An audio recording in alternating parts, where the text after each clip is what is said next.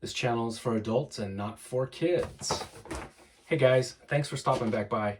So tonight I do not have any monster toys to show you. I'll be making a video about that stuff tomorrow. But tonight I wanted to talk to you guys about a new Dracula movie that I picked up.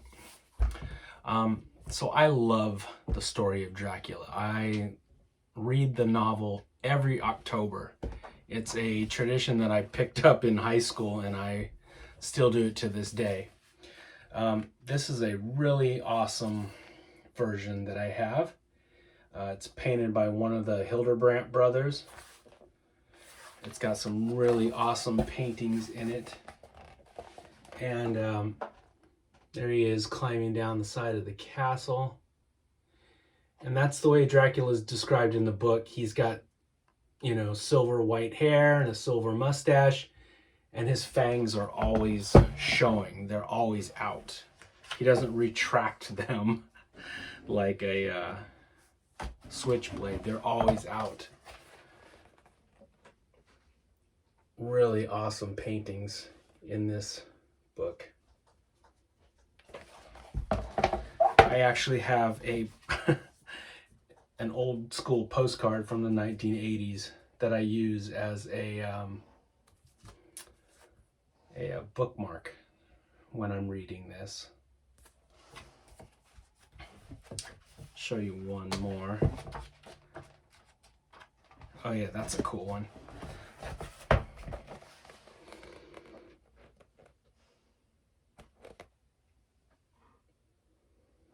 Hildebrandts have that look, you know, just like Frazetta has his look, and Bernie Wrightson has his look. Certain artists are just very distinct. You can spot them from a mile away. Anyway, I read Dracula, like I said, every October. It's just a goofy habit that I picked up in high school, and I still do it to this day. I love the story of Dracula. It's very cool.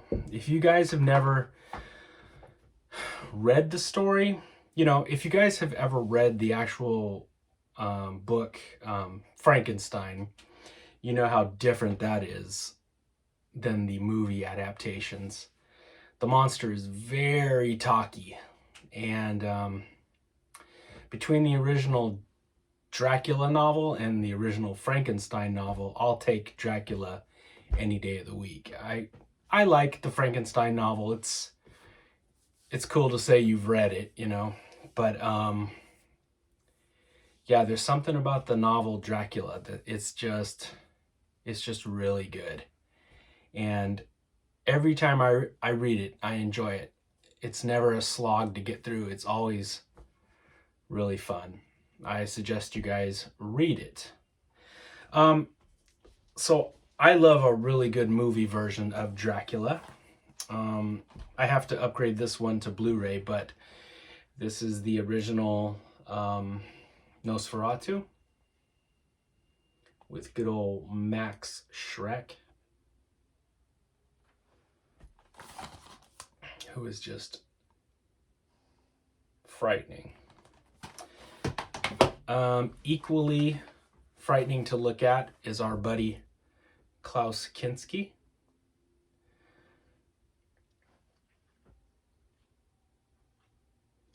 This is a Herzog film from the 70s, 79, I believe. Yeah, 79, same year as Alien. This is a gorgeous movie adaptation. I think I've said before how Klaus Kinski was insane, and he channels all of his crazy into this role, and he looks frightening as Nosferatu. Just very ugly, very rodent-ish, very rat-like, and you know, trying to outdo Max Schreck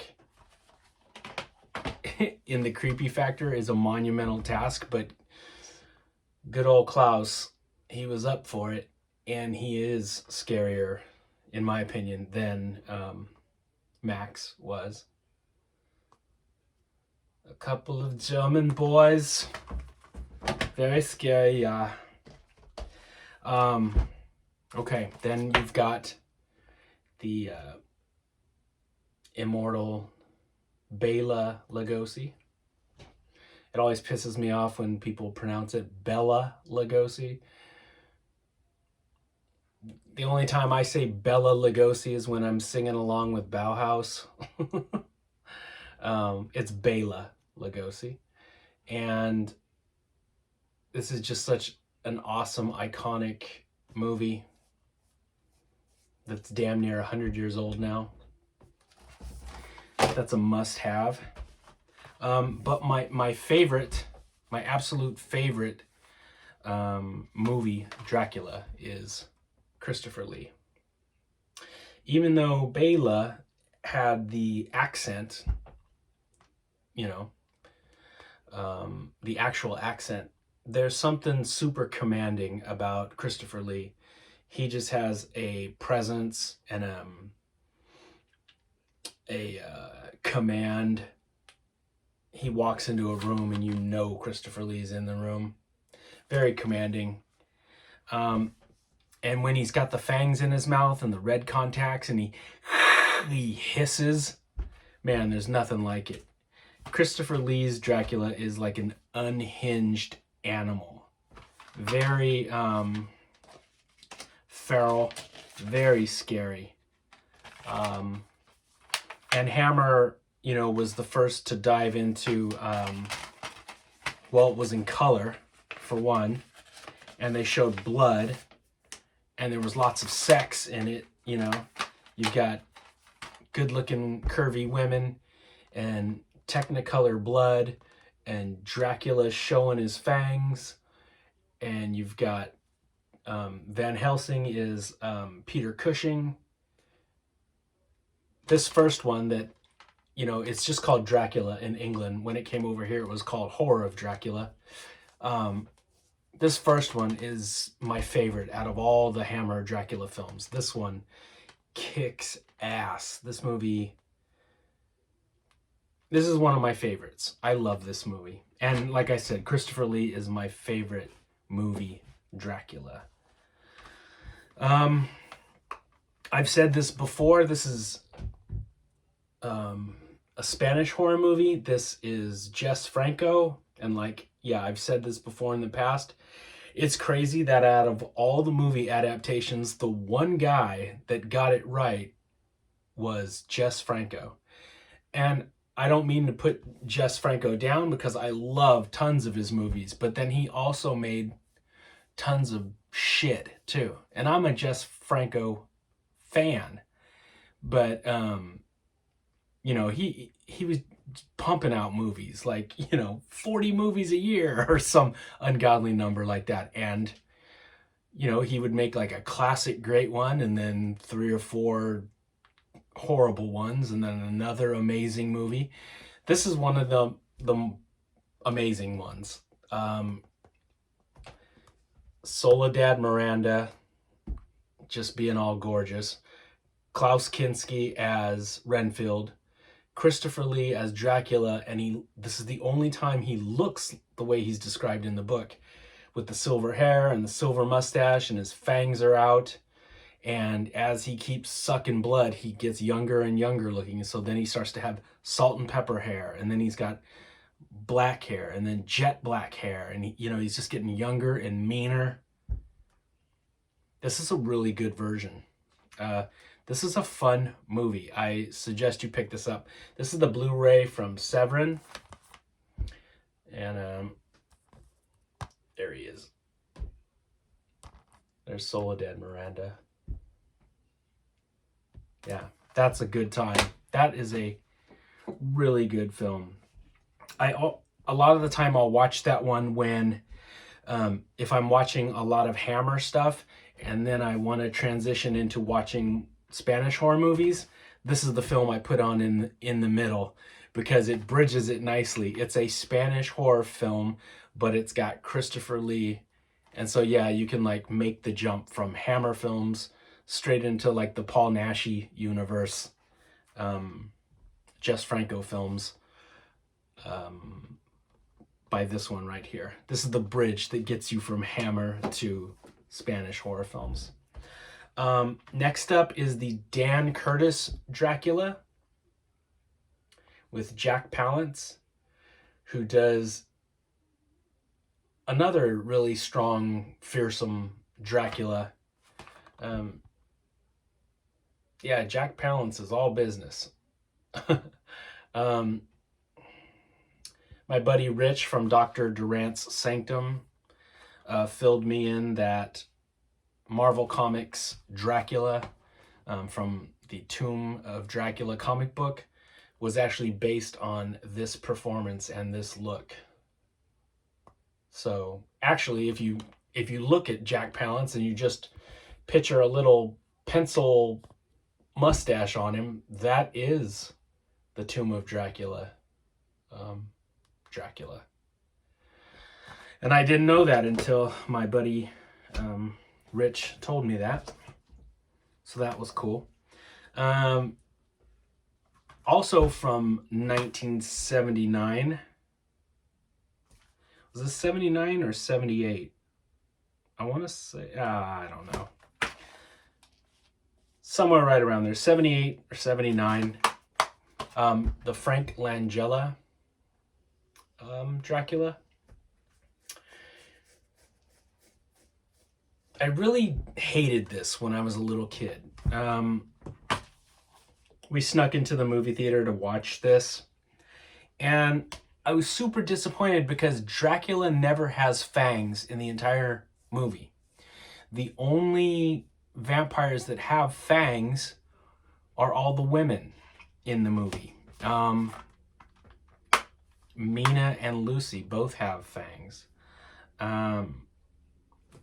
That's the scariest, coolest scene in the movie. She's got fangs and she's got these giant black contact lenses that fill up like her entire eyes, like the whole thing is black. And she's all, Papa. She's coming back from the dead. Yeah, an undead corpse speaking German at you. And she's got blood on her mouth, and it's really cool. I want to say this also was 1979. So I think this, Nosferatu, the remake, and Alien all came out that year. That was like a banner year for horror. This movie I love. I think I saw this in the theater at least 4 times. I paid to go see this at the movie theaters. And this soundtrack was actually the first CD I owned in my CD collection, was the soundtrack to Bram Stoker's Dracula by Francis Ford Coppola. This is an awesome movie. I love this movie so much. Visually, it just is insane. The giant wolf armor of Dracula, the way Dracula looks in his old man form, his sort of werewolf looking form, his giant bat monster form, his sort of suave younger version of Dracula when he's got those little John Lennon glasses on. Just like every time you saw him, he was different looking. He was really cool. I'd say the only weak parts of this film are, well, poor old Keanu Reeves trying to do an English accent. You know, I like Keanu Reeves. I like him as John Wick, or I like him as Neo. But man, trying to do an English accent just isn't Keanu's strength. And so yeah, I'm not really feeling him as the Jonathan Harker role. And Winona Ryder too, she's kind of weak in the movie also. She does a better job than Keanu Reeves, but not by much. And then it's crazy because you've got these two acting tour de force, you know, these two incredible actors. You've got Gary fucking Oldman, who is like one of the greatest to ever do it. A lot of times when you ask people what their favorite Gary Oldman role is, they stare off and they kind of forget, because he's so good, he completely becomes the character and you actually forget that's him. Like Dracula, like Sid in Sid and Nancy, like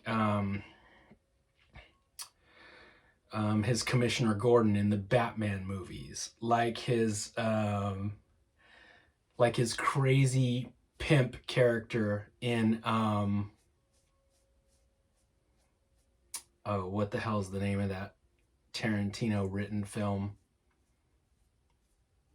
You know, the one with Christian Slater in it, and Gary Oldman's like, "It ain't white boy day," and he's like this white pimp with dreadlocks. I can't think of the movie right now. I have it. I just can't think of the title. Let's see. See, I'm doing it now. Oh, when he played Beethoven. When he plays the crazy, corrupt, drug-taking cop in the movie The Professional. Leon, The Professional. When he's when he's just popping pills and screaming at the top of his lungs. Like, Gary Oldman is like one of the best to ever do it. So you have him right next to Anthony fucking Hopkins. Those are like two of the greatest to ever do it. And then you've got Keanu Reeves in the same scene with the two of them, and it sticks out like a sore thumb. And I love this movie though, even when Keanu is just sort of standing there like furniture. Gary Oldman as Dracula is just incredible. I love this movie. And yeah, I must have gone to the theaters like 4 or 5 times to watch this. And it was the first CD that I ever bought, I ever owned. So I'm talking about all of this because of my latest pickup, The Last Voyage of the Demeter. And this is a good movie. This is a good monster movie. I recommend this one. This is the Blu-ray I just picked up. This is my second time watching it. First time I watched it, a buddy of mine sent me one of those not so legal Chinese links, and I watched it for free. I liked it so much I wanted to own it. Dracula is this very nasty bat monster. I still don't like it as much as the Gary Oldman bat monster, but this is a close second as far as looks. He's really cool looking, very skinny and bat-like with these giant wings. So this section of the story is super little. The Demeter is just the ship that Dracula rents to take his boxes of earth from Transylvania to England. And by the time the ship shows up, everybody on board is dead. And you know the way that the novel is written, it's all log entries and diaries and, postcards and little snippets, newspaper clippings and stuff. And so you get the log from the Demeter, and they're talking about how the crew is going missing and something is aboard the ship. So this movie sort of like tries to fill that in. They just took a tiny part of the Dracula story and they expanded it to whatever this is, 90-minute long movie. I liked it. It was fun. There was only one thing in this that I didn't like, and it's because I'm a Dracula nut and a Dracula purist. So the thing they changed really pissed me off. I was like, why'd you guys do that? So in the story of Dracula, sunlight don't kill him. Not at all. And they got that right in Francis Ford Coppola's Dracula. all the sunlight does is make him very, very weak. And his powers are super dulled down. He can't do a lot of shit in the sunlight. But it doesn't kill him, and it doesn't instantly make him burst into flames. That's not in the story. And you would think that if you're making a movie, you know, from Dracula, you would adhere to the rules or the mythos that the story created, right? I can't come down on them alone, because even the Hammer films, you know, they do that too. When Peter Cushing runs and jumps off the table and grabs the drapes and pulls them down, that's that awesome scene where the sunlight comes in and Christopher Lee is like, ha! He starts burning up right there, you know. It's an awesome looking scene, but yeah, none of that shit's in the book. The sunlight makes him very weak, and you know, he's not super strong and he can't really transform, but that's all it does. It doesn't make him boof, go up in flames. Anyway, so in this movie, spoilers, in this movie, the people that Dracula bites, his victims, you know, they become vampires, they boof, they burst into flames. And that was the only thing that I was kind of like put off by. And even then, I can, like I said, I can forgive it. I can look the other way, because some of my favorite versions of Dracula, they do that whole sunlight bullshit also. Something else that I don't know, I guess I was not really looking for an explanation, but it's like an Easter egg, is Dracula has the Wolfman's cane in this. You know, the famous cane from Lon Chaney Jr.'s Wolfman, with the, you know, it's a long black stick with a curved handle and it's a wolf's head. Dracula's walking around with it in this movie. I don't understand why. I don't know if this is going to be part of that planned shared universe with Universal. I'm pretty sure they gave up on that whole dark universe thing they were attempting to do, their version of the Marvel thing. So I don't know, maybe it was just a little nod. Maybe the director just thought it was cool to throw in there, but they find a long cane with a wolf's head on it, and Dracula is walking around with it. I don't know. Maybe they just thought it was cool. But if you're a monster nerd, if you're a horror movie geek like I am, you see that and you go, that's the Wolfman's cane. Why you have that? I don't know. But that's just me. Anyway, I recommend all of these. But this last voyage of the Demeter, yeah, it's a good watch. For being a modern day monster movie, it's a good time. I recommend it. Because most modern movies that come out nowadays, I consider them shit. And this one is one that I actually liked. I actually liked enough to seek it out and buy it. It's available at Amazon right now for, I think, like $22. So definitely pick this up. And do yourself a favor and flex those mental muscles and actually read the book. It's not that big of a book anyway, guys. Come on. Yeah, not enough people read nowadays. But yeah, read the book, watch the movie. It's a good time. I'll be back tomorrow with some monster toys. All right, guys, I'm going to go finish watching movies. Thor is being ultra dramatic.